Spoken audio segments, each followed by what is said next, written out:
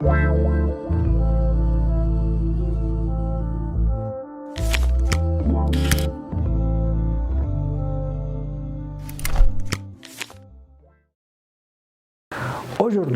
c'est le premier samedi du mois, donc dédié toujours au cœur immaculé de Marie.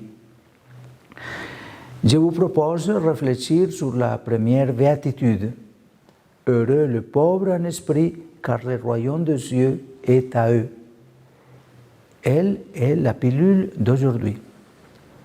L'Évangile nous invite à reconnaître la vérité de notre cœur pour savoir où nous plaçons la sécurité de notre vie. En général, les riches se sentent en sécurité avec ces richesses et ils croient que lorsque les richesses sont menacées, tous les sens de sa vie sur terre s'effondrent.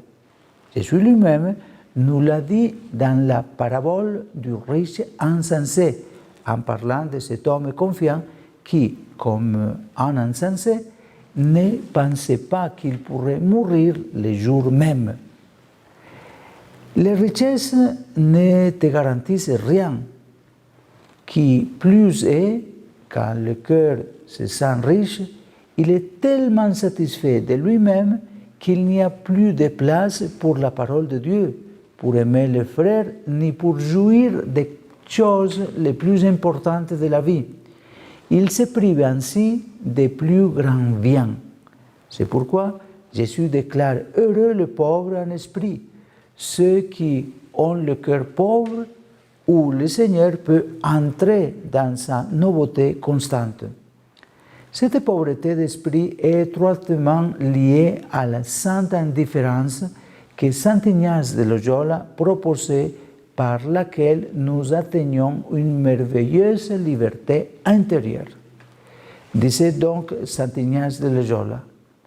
Pour cela, il est nécessaire de nous rendre indifférents à toutes les choses créées, en tout ce qui est laissé à la liberté de notre libre arbitre et qui ne lui est pas défendu, de telle manière que nous ne voulions pas, pour notre part, davantage la santé que la maladie, la richesse que la pauvreté, l'honneur que le déshonneur, une vie longue qu'une vie courte, et ainsi de suite pour tout le reste.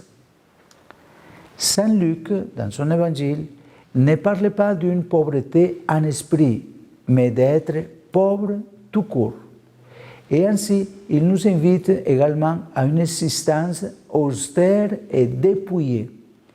De cette façon, il nous appelle à partager la vie des plus pauvres, la vie que les apôtres ont menée et en définitive à nous configurer à Jésus qui, étant riche, se fait pauvre.